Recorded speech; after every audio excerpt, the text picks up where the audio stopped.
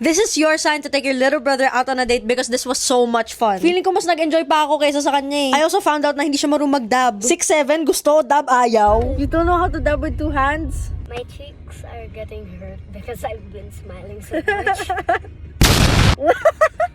When we got to the mall, our first agenda was to eat. Tapos pumunta kaming KKV, sabi ko he can get anything he wants. Sabi niya he doesn't want to waste money. That's so cute. So tinanong ko siya kung gusto niya ng candy. Sabi niya he can't eat too much sweets anyways. Such a good kid, bro. Since he doesn't want to buy anything, we went to this Ferris wheel. Oh, it's scary, boy.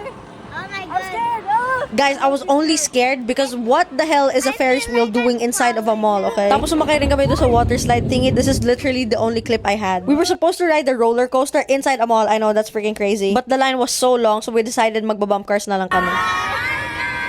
The line sa bump cars was also really long, so kumain kami habang nasa pila. And here's Moy doing some parkour.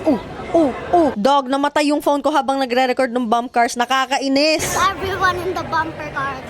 It's time to jump in the wheel. After nung pumunta kami ng trampoline park, oh my god, he was so excited. Yes, they finally fixed it. I literally had to chase him. I don't know why I signed up for this. I'm on my period right now.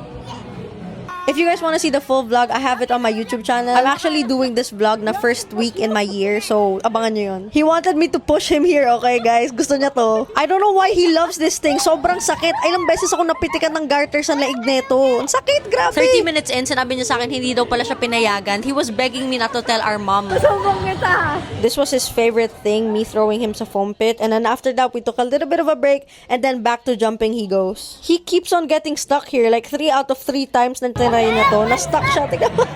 I was teaching him how to front flip and then this happened.